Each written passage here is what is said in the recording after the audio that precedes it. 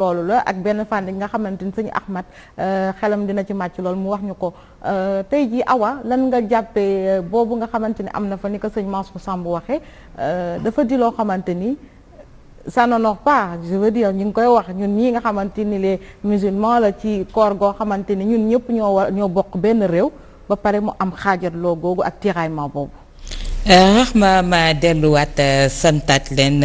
gërëm leen ci teewaay bi di sargal bu baax suñu baay bi di Ahmed Khalifa Niass di ko ziyaaraat di ko ne niñ ko teewe woon daaw ci waxtu bi yal nañu ko suñu borom may ñu teewewaat ko ay at yu bëri mu ànd ak sutura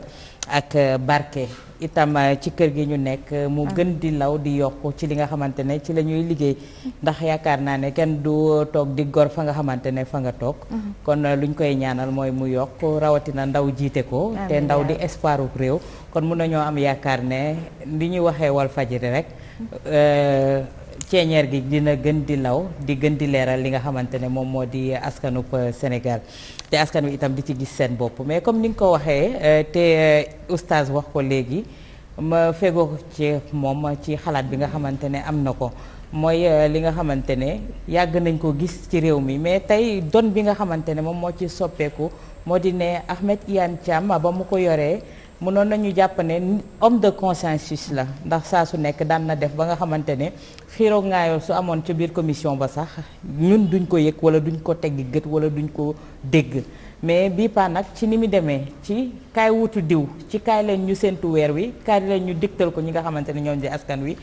mu war a indi ay xiiroo ngaayoo ba pour arbitrer il a fallu que ay kilifa jukk pour ne instant bi commission provisoire mooy toog ñetti nit ñoom ñooy jiite commission provisoire boobu lan moo tax ñuy xëccu ndax pour séntu weer rek la jaru la buuxante comme li ñuy wax chaque jour séntu asamaan jaru la buuxante mais ci lii ñetti nit war a taxaw pour mun a jiite commission boobu pour wax ñu ne weer bi feeñ na woor leen wala wooru leen dëkk yu bari léegi li ma gis ñuy def comme de France communiqué la ñu génn bés sàngam la ñuy woor est-ce que ñun dañu frileux ci li nga xamante ne moom moo di avancement ci technologie ak science parce que gis nañu ne mun nañu basé wu ci li nga xamante ne moo di les astronomes entre autres pour mën a wax ne weer bi feeñ na nañ ko wooree bés sàngam nañ ko wooree comme ni mu ko waxee waa CMS ñoom dañu élargir seen mbir yóbbu yemalewuñ ko Ndakaaru kese waa Konakook fi ñu ko yemale moom moo di Ndakaaru est-ce que Sénégal autant pour moi est-ce que dañu war a yem foofu wala dañu war a élargir loolu yëpp yaakaar naa ne tey jii suñu ay kilifa war nañoo toog mën a waxtaan ci fànn boobu ndax yaakaar naa ne diine islam suñ ko waxee boole moom moo tax waaye waruñu wax li nga xamante ne moom moo di xaajatloo te yaakaar naa ne kaa leen ñu koor nga jiital ak nga manqué la nga kii war nañoo xool naka lañ koy defee ba nga xamante ne àq du ci am duñ ko amee itam ñi nga xamante ne ñoom ñoo di jullit yi ndax soo fàttali ko am na ay année yoo xamante ne dem nañu ba war a fayaat benn fan ak yi ni mel naka la ñuy def ba paaxee ci yooyu yëpp yaakaar naa ne suñu kilifa diine yi fi nekk war nañu indiwaat consensus boobu nga xamante ne amoon nañ ko mu bañ a indi xaajaloo parce que ça n'honore pas te du loo xamante ne day rafetal li nga xamante ne moom moo di diine bi nga xamante ne diine bu rafet la macha allah. nañ ko Pape Ndiaye ton appréciation peut-être. avant ñu man day wax dëgg yàlla laaj bu am solo la. li nga xamante ne man moom laa seetlu te rafetlu ma ko mooy le fait que jullit yi mënuñu am bennoo. d'abord fii ci Sénégal waaye tamit ci àdduna bi yëpp parce que boo jëlee yeneen diine yi nga xamante ne am na ci àdduna bi am na ci ñoo xamante ne bu ñu jëlee suñu mbokku catholique ñoom àdduna bi yëpp dañoo am benn njiit muy pape bi bu nga xamante ne bu waxee ñëpp déggal ko lan moo tax ñun jullit yi mënuñu am bennoo boobu noonu man jaaxal na ma te loolu non seulement d'une manière générale ci àdduna bi mooy boo ñëwee pour le cas spécifique du Sénégal da nga koy gis également am na ci mbir yoo xamante ne man daf ma jaaxal ci lu jëm ci ñaari korité yeeg ñaari wor yeeg ñaari tabaski kuréel gi nga xamante ne moom lañ fi teg muy Konakook boobu laay wax sax parce que moom moo ëpp bànqaas yi nga xamante ne ak këru diine yi nga xam ne moom la ëmb am na ci kër yoo xamante ne am nañu représentant ci commission bi mais pourtant ñoom bu fekkente ni parfois commission bi def na délibération du ñu tënku ci délibération boobu donc loolu lu ma jaaxal la loo xamante ne comprendre ma loolu alors que ñoom ñi ngi représenté wu mais délibération kii bi commission bi ñoom concerné wu leen duñ ko sax xaar faf donc loolu vraiment man lu ma mënta comprendre la pour que ñu indil ma ci li nga xamante ne moom mooy explication donc man ñaari mbir yi nga xamante ne daal moom ma xaw a gën a jaaxal mooy ñàkk bennoo bi parce que Sénégal nekk na dëkk boo xamante ne ñun luy suñu doole mooy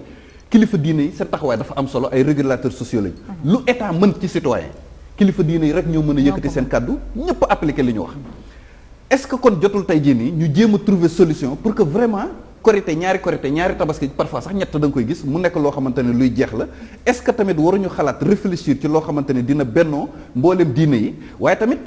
am na beneen aspect bu am solo boo xam ne il faut que ñu wax ci. c'est-à-dire que xam nga constitution wu Sénégal dafa consacrer lu ñu tuddee liberté religieuse. moo tax wàll gi état mënu ci am taxawaay lu dul à moins qu'il ne soit appelé à réguler. muy benn ñaareelu tamit tolérance religieuse man dama jàpp ne amul Sénégal parce que. li tax ma ne tolérance religieuse mu amul Sénégal mooy dama jàpp ni nit taxawee ni kat man Rama tarixa bii laa bokk Awa ni man tarixa bii laa bokk Xadi ne man tarixa bee laa bokk Isaa ni man tarixa bee laa bokk dama yaakaar ni noonu la nit amee sañ-sañ tam ni man bokk ma benn tarixa mais tey jii nii Sénégal boo taxawee ni man bokk ma benn tarixa ñu dëkk la foo dëkkul wala ñu jàpp duñ la sax jàppee jullit donc man da loolu dama jàpp ni du tolérance religieuse donc tolérance religieuse il faut que ñu wax ci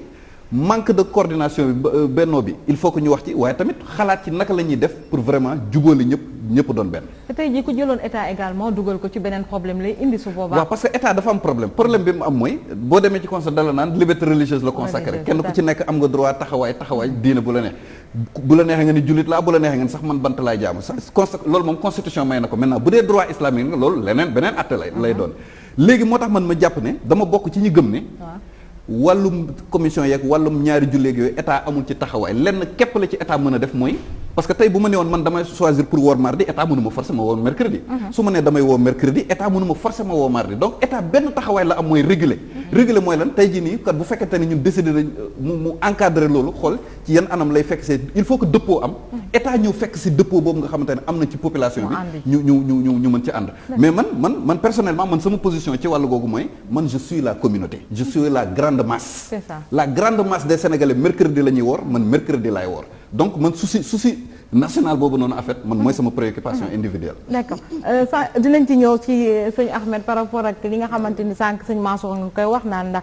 am na ci ñoo xam dañoo tënku ci wàllu territoire bi ñeneen ñi hors du territoire Cheikh Ahmed Tidiane dañuy gis ci wàllu tabaski wala korité ak yooyu que ñu ci bëri sax ci yenn taalibe yi dañ naan ñoom de dañuy xaar ndigal sax pour daal di wari am mais tey est-ce que également tey jii gis nañu yenn famille religieuse yoo xamante ni ñi ngi am boobule taxawaay maanaam par exemple joxe ndigal ni ëllëg de war nañu mën a ma woor am déet yow également ce point de vue ci li nga xamante ni mooy un peu problème bi. waaw man de xam nga man problème bi daal yàgg na ci Sénégal ba fu mu nekk nii ba léegi gisuma solution. Par chance dañuy ñëw ci benn at ñëpp. boo koy xool bariw la ñëpp àndandoo woo ñëpp àndandoo maanaam kii waaw ku woori wala ñëpp commencé maanaam tabaski ci histoire mais man sama problème moom mooy tey jii yow xaw nga ko junj sànq historiquement Sénégal dafa am li nga xam ne moom mooy kilifa diine daf fi yàgg dégg nga bon man daal sama xalaat bu gàtt mooy ndax ñoom mënuñu jël affaire bi en main ñoom ñu jël ko au lieu que. xalif généraux yi. voilà au lieu que ñuy jël parce que xam nga ñooñu boo leen ci boolewul. xam nga sociologiquement sénégalais moo demee noonu. man fii laa bokk maanaam dégg nga sama kii bu waxul man bu joxul ndigal xam nga loolu. kon nag man defe naa ne li ñu war a def moom mooy ñoom ñu jël leen jébbal leen mbir moomu comme ça ñun ñu am jàmm parce que jàmm jooyu ay commission yu ñuy wax yëpp boo fi créé ay commission yi ñu ngi doon di lan di gedd di nangam. est-ce que amul ay privilèges également. ci biir yoo xamante ni ñoom la ñuy xëcc. loolu laa lay wax dama ne la gis nga privilège yooyu sénégalais am na ci ñu bare ñoo xam ne dañuy waxante dëgg rek gëmuñu. yàlla li ñu gëm xam nga mooy lan ñoom li ñu gëm moom mooy les avantages loolu moo am Sénégal ba tax na kon nag kilifa diine yi nga xam ne ñoom xooluñu lijjantewuñu yooyu kii wuñu loolu man def naa ñu jox leen ko vraiment dina loolu moo gën parce que non boo xoolee en réalité yow loolu ngay wax xaalis boobu manne financière boobu nekk ci biir moom moo indi coow li yëpp man maay jiite lii man maay jiite lii. parce que rien que subvention ak état rek annuel. moom laa lay wax 30 millions. mais xam nga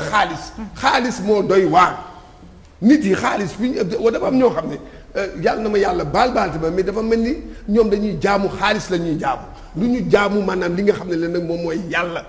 dégg nga lii yàlla wax parce que man bu ñu ma nee parce que loolu man bëgg naa man ñu expliquer parce que nee nañu dégg nga bu ko ñaari nit gisee. bu ko ñaari nit gisee bu ñu la waxee ne bu la ñaari nit waxee ne weer bi feeñ na commencé la xam nga loolu la ñu wax waaw bu fekkee ne loolu la ñu wax xam nga tamit nañu waxante dëgg. man du ma gis sama ñaari nit mais du ñaari nit du n'importe quel nit également. il faut que nga doon waaw loolu laa lay wax dama ne la am na ay critères yow yaa ngi nii sa nijaay. sa ñaari nijaay bu ñu la woowoon léegi ne la gis nañu weer bi. waaw léegi nooy def. ma woo ma waaw mais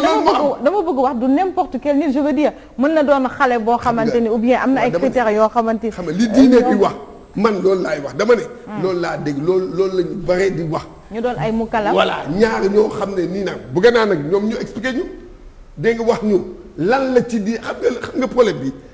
bi c'est un problème religieux purement religieux du affaire u caaxaan du affaire u foo il faut que ñuy wax nit yi la vérité mais ku nekk dafa am gis-gisam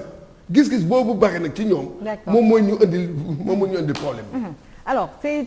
Alioune Sow alors je pense que dafa di.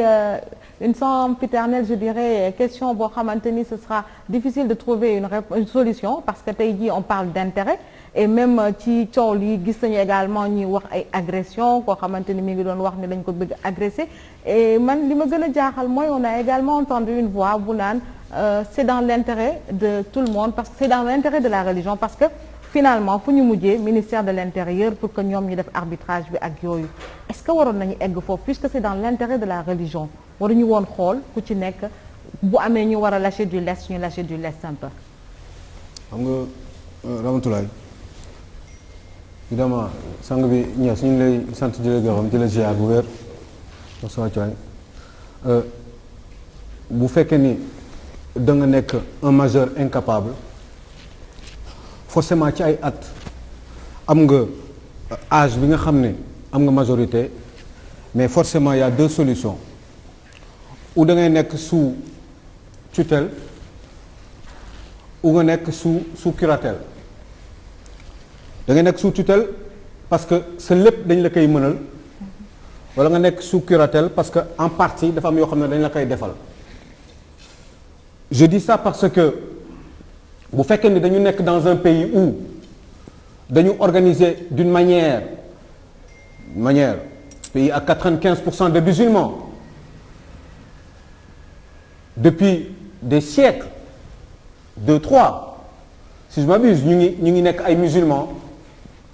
ba tey jii nii ñuy am ces difficultés là organisationnelles ci wàllum korité wala jullit wala tabaski wala les autres pendant que les autres religions ñoom ñu ngi organiser seen dundin tout à fait normalement ñun au Sénégal ñu ne loolu mënul nekk et tous les ans c'est exactement la même chose moi je dis dafa ruslu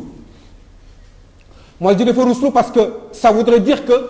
ñi nga xam ne ñoom ñoo ñu jiite ils n'arrivent pas ñoom ci seen bopp à s'organiser eux-mêmes te pour loolu lenn kese moo waroon tax mbir mi mën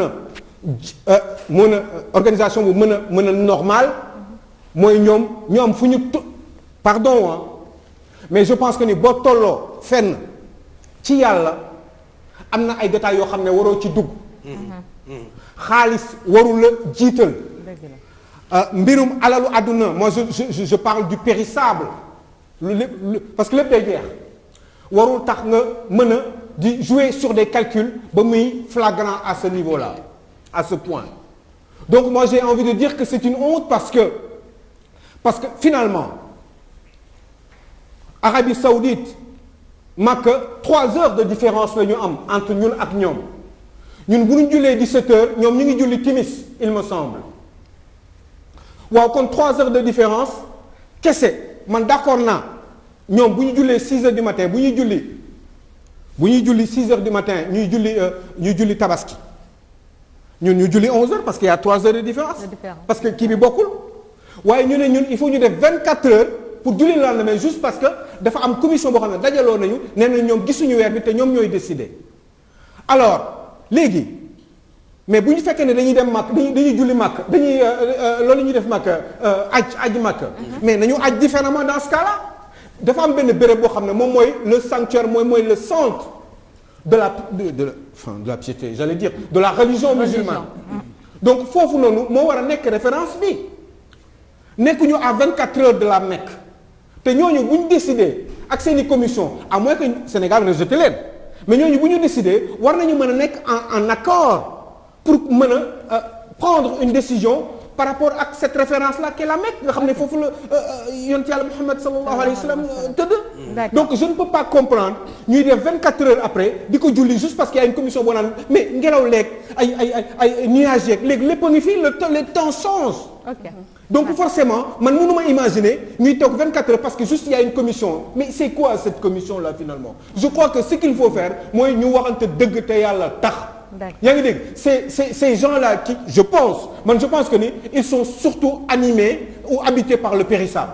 ils ne sont pas animés par benn espèce de foi boo xam ne mooy tax vous êtes au-dessus da ngay nekk ci kaw yooyu da ngay dégg rek nit koo xam ne wóolu nga ko mu ne la béréb sàngam gis nañ fa nit sàngam nee nañu am na gis nañu weer bi wax dëgg yàlla loolu waru woon nekk coow. il suffit que 2-3 personnes wax ko rek et que le problème il est résolu et je ne comprends pas pourquoi c'est toujours comme ça j'imagine que l'année prochaine ça sera encore la même chose mais alors finalement kañ lay jeex moi je pense que ni pour ñu respecter leen jox leen cër jox leen seen wàccuwaay bi war gëm leen aussi am fu ñu toll si ñoom par rapport ak le fait que ñoom ñu war a doon suñu référence par rapport à notre religion je crois que ils doivent être des gens exemplaires et pour ce coup-ci là franchement je suis en total désaccord avec ce comportement là. D'accord. Issa oui Khady. oui avant man kii plutôt Rama. man contribution moo ci bëggoon indi mooy je pense que commission bi ils doivent être en phase avec la technologie moi je pense que mënuñu nekk en 2021 di toog vraiment di xool ay weer nit ñi di ko xool. la technologie a tellement avancé que mun na yeneen mécanisme mais ay pas est-ce que ñoom ay pas toog tam di xaar ku nekk Vélingara wala ku nekk Tëngéej gis na weer bi vraiment que dañoo war a impliquer l'aspect technologie li nga xamante ne mooy commission bi en plus de ça ak seen këral yi ñi gis cela il va même crédibilité sax commission bi la nit ñi di mettre en doute parce que démb sur les réseaux sociaux dañuy gis ne xale yi ñoom ñëpp dañoo demoon focaliser wu ci li ñu demoon fenn ci corniche bi di scruter la lune plutôt sax xamuñoo ni sax commission bi ñu loo wax ñu ne la paa yooyu ñoom ñëpp a kataraak kenn du gis. dëgg la loolu la ñuy wax parce que Issa yow mi également am nga ci benn point de vue par rapport à ça dañ koy wax paa yooyu est-ce que ñu ngi gisati weer bi sax da ngay gis ñenn ñi di caricaturer sax naan war nañu jël retraite te may ñeneen ñi tamit ñu xool tuuti. waaw xam nga déjà ñun dañoo démarrer dañoo juddu fekk fi daanaka commission bi. boo xoolee bi ñu nekkee ndaw ba léegi nga doon dégg ñoom Mourchid Ahmed Yane Thiam yàlla na ko yàlla yërëm doon dégg ñeneen ak ñeneen ñoo xam ne ñu ngi ci commission bi li Khady Sylla wax dama koy rejoindre d'une part mooy xëy na ñu jëm ko adapté ak les nouvelles technologies mais man dafa am loo xam ne des fois day tarauder sama esprit Rama mooy est-ce que Sénégal nit ñi di bañ a woorandoo day am problème bu muy créer ci dëkk bi man da nga daan xëy des fois bi ñuy nekk xale di ñaani ndéwénal mais da ngay dugg ci benn kër ñu ne la démb lañ wari wala ñu ne la bërki démb lañ wari même tabaski gi noonu la doon demee léegi nag avant avec l'avancée des réseaux sociaux ku ci nekk des fois da ngay poster que ni woor nga da ngay gis sax kuy ndogu poster ndogoom ak yooyu noonu pour attirer waale le maximum de personnes parce que man loolu laay gis en général c'est comme si nit ñi dañuy defaale campagne sur les réseaux sociaux mooy Issa day woor mais da koy justifier waale pourquoi mu woor alors que loolu entre moom ak yàlla la pour man nag Sénégal bu fekkente ne yàlla moo tax rek ñuy woor du Antoine Félix Abdoulaye Diome moo ko mën a régler parce que déjà dégagé na ci ay responsabilité am mooy 3 groupes yoo xam ne ñooy xeex nga jël ñëpp finalement boole leen ci benn kuréel mooy yéen ñëpp léegi ànd leen ci li ñuy wax ay kuy yoo xam ne duñ bokk mbalka parce que mën nañ ne déggoowuñu beneen bi topp mooy ñi ngi wax naan bu ñu ko créer leneen wala créer commission mais commission bi affaire de gëm-gëm la même bu ñu tegoon commission même bu ci xalif généraux yëpp bokkoon am na ñoo xam ne amuñu sëriñ est-ce que ñooñu kon dañuy déglu commission bi finalement sëñ Mansour mi ngi koy wax sàng commission ba demoon na finalement sax déjà lañ doon def d'accord ba dafa mujjee ñibbi te moo ne ci commission bi la bokk est-ce que warta démissionner loolu laa ko bëggoon a laaj sàng far xëy na après dina ci répondre est-ce que warta démissionner ci commission bi comme àndul ak ñoom des fois ci yenn décisions yi comme déjà am na ci yeneen yu muy tënku moo tax Rama pour man mbirum gëm-gëm la mënuñu forcer nit ki ne ko wooral par force wala woril par force maanaam mën nañ ko nag masquer mooy Sénégal xëy na décision boo xam ne mooy jugee ci kaw moo xam kuréel lañ koy tudde wala nuñ ko mën a di tudde bu jotee ñu génne ñoom def mais Issa Tine may làqutu ci néegam di woor wala di wori kenn mënu cee weñ loxoom te buñ ko weñee itam yaakaar naa wala di ko defee neneen xëy na day nekk problème man daa en tout cas sama question xam naa sax docteur Ahmed Khalifa Niass dina ci répondre aussi est-ce que loolu lan la ci yàlla wax parce que nag bu fekkente ne ñun dafay dem ba finalement ñun ñëpp dañuy mujjee naan problème la alors que man gisuma ne c'est un problème au Sénégal nit ñi di bañ a woorandoo wala di bañ a woreendoo parce que nag mbirum gëm-gëm la te am na ñoo xam ne quelles que soient les solutions duñ ci mas a d'accord. dëgg la sëñ Ahmed kon dégg nga waxtaan gi fii te yaakaar naa ni aussi est-ce que war nañu tënku tamit comme ni ko sëñ Mansour waxee sànq maanaam ñu yem ci territoire sénégalais bi am na ñu ne dañu war a dem au-delà. xam nga fi ñu toll. ñuy wax ci affaire weer wi c'est l'actualité. oui mais ce n'est pas l'historique.